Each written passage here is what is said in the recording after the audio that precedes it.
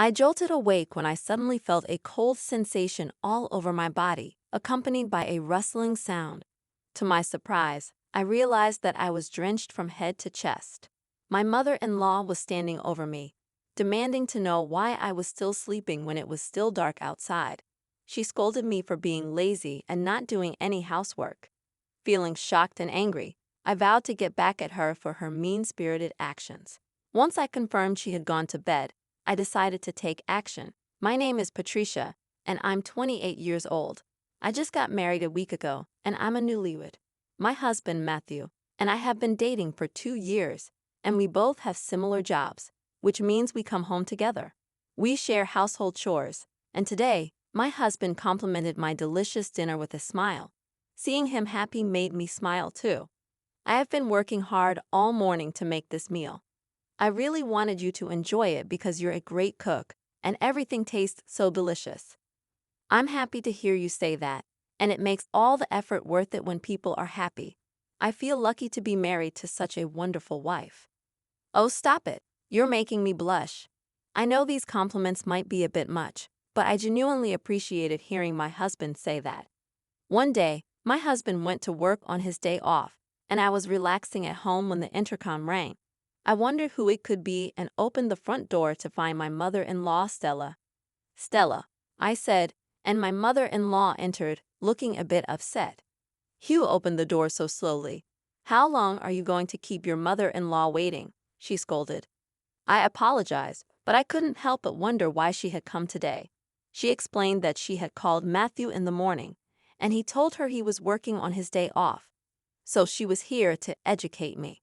I didn't quite understand what she meant by educate, but I had a bad feeling about it.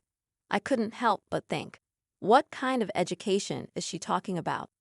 Furthermore, the atmosphere was entirely different from the cheerful and kind impression I had of her from the few times we had met, including our wedding day. It seemed ridiculous for her to come all the way here when Matthew wasn't home. I couldn't just tell her to leave, so I had to let her come into the living room and offered her a cup of coffee. But when she tasted it, she didn't like it and frowned. What's this? How could you serve such bad coffee? She complained. I'm sorry, but this is my parents' favorite coffee, I replied. She didn't care about that and said, it's not normal that you can't even serve your mother-in-law a decent cup of coffee. I'm sorry, I'll make you another cup in a minute, I offered. It's fine. No matter how many times you make it, it'll probably taste bad anyway, she grumbled. I didn't know how to respond to my mother-in-law, who was clearly in a bad mood. I wondered why she had suddenly come to visit me and why she was being so harsh. When I first started dating my husband and visited my in-laws, my mother-in-law was nothing like this. She used to smile and say she was happy to have me as her daughter-in-law. But the mother-in-law I saw now was completely different, and I was panicking. As I stood there, my mother-in-law glared at me and asked, why are you just standing there? What about cleaning? Did you do the laundry? Is it done? I replied, the laundry is done. She wasn't satisfied and said, you haven't done the cleaning yet. Matthew is working hard, so you should too. Do it quickly. I'll be watching. I tried to explain. I can't clean the house when you're here, Stella. She insisted, I can take care of the house later. Don't you hear me? I'm here to teach you, so get on with it. Yes, ma'am. I reluctantly agreed. I quickly grabbed the vacuum cleaner and started cleaning the floor. My mother-in-law wasn't in the mood to argue, but she kept complaining about everything I did, which made me not want to clean. You're not cleaning properly. That's why you can't take care of the house, she criticized. She even found fault with how I hung the laundry and insisted I redo it. She didn't want me to rely on the dishwasher for washing dishes. She wanted me to wash them by hand. She kept saying these things and made me redo chores. It felt like a really long day, even though it was my day off. That night, I decided to talk to my husband about my mother-in-law. But before I could say anything, my husband spoke happily. My mom told me about it. She said you two had tea together today and had a lot of fun at our house chatting. I tried to explain, no, that's not. Your mother was upset with me because of how I did the housework. My husband looked confused. I explained everything that happened today to my husband, and he looked really surprised. He immediately called his mother. "Hello, Mom," he said. "What's going on? Why did you say that to Patricia? Please don't come here when I'm not around anymore. Bye." My husband seemed a bit angry as he hung up the phone. It seemed like he believed me, and I was glad he was on my side. However, I was also worried. I wondered how my mother-in-law would react to his warning.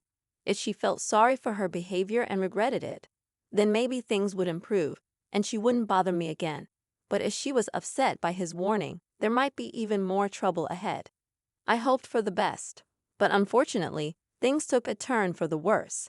My mother-in-law stopped coming to our house, but she started sending me mean messages every day. I thought about talking to my husband, but one message threatened that if I told him, she would make him divorce me. I was so scared that I couldn't confide in my husband. At least I was relieved that she didn't visit our house anymore. However, this time, my mother-in-law invited me to her home, pretending to be reconciled.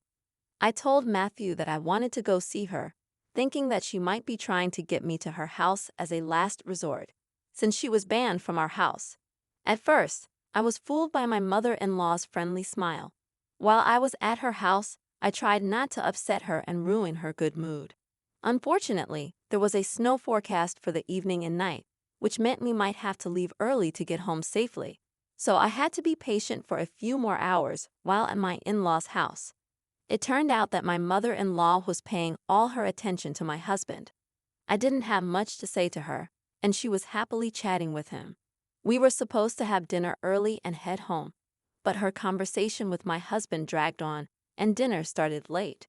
As we finished dinner, my mother-in-law suddenly apologized to my husband, saying that the cake she served for dessert had alcohol in it. He was surprised, and she explained that she used it in her cooking, often because it smelled good, so she accidentally put too much in the cake that day.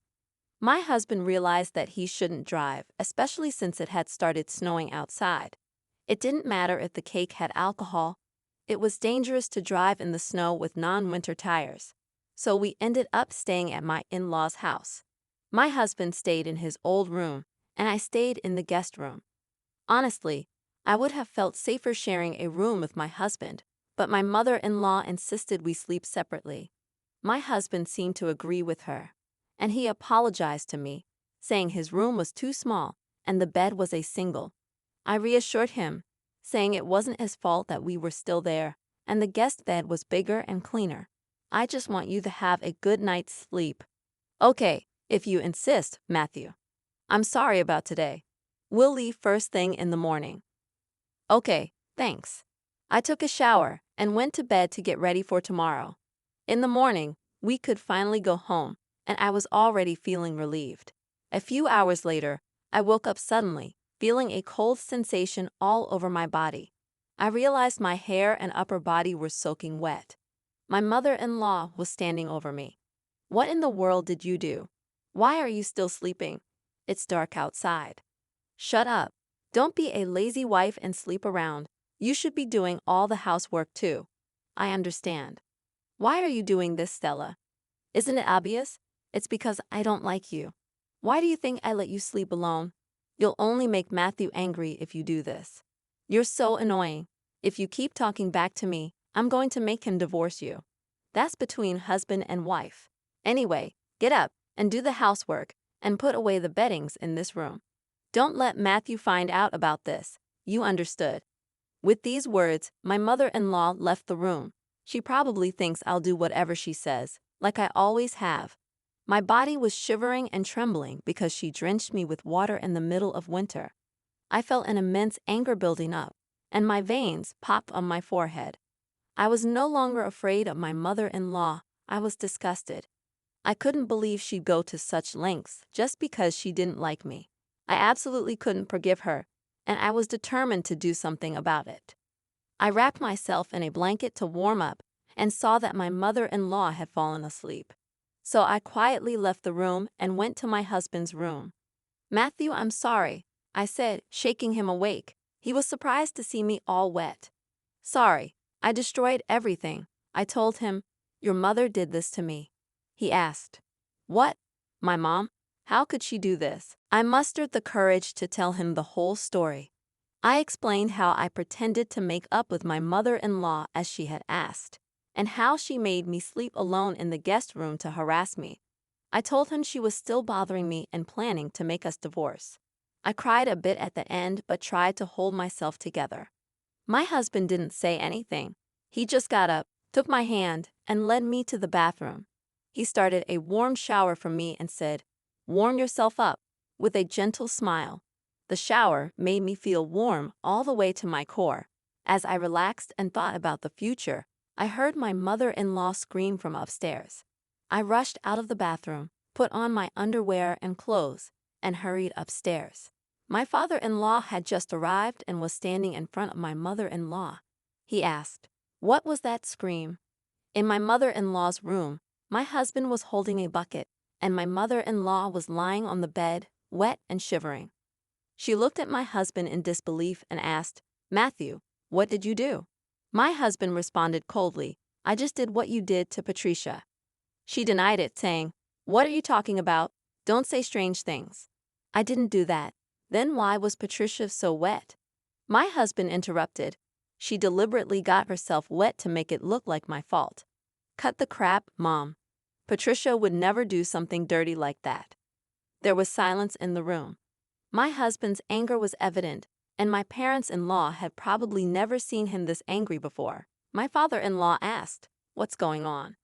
My husband calmly explained, "Mom has been picking on Patricia. She made her sleep alone in a guest room today to harass her." My father-in-law seemed skeptical, saying, "Oh, come on. That's not true, is it?" My husband insisted, "It's true. Patricia was shaking when Mom poured water on her. She finally told me everything she had been holding back, so I decided to do the same thing to her." Then my mother-in-law called my name with a distressed face. She said, "Patricia, wait." "What?"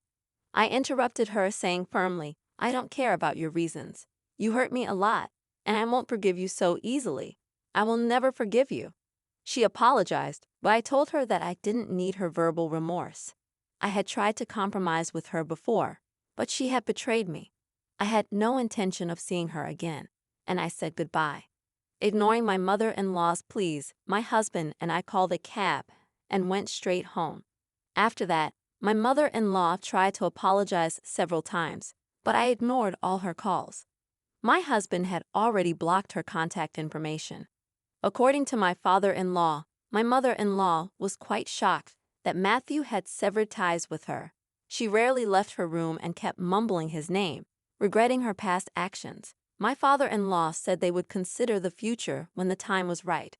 Anyway, we were thinking of moving out, so I wouldn't have to see my mother-in-law anymore.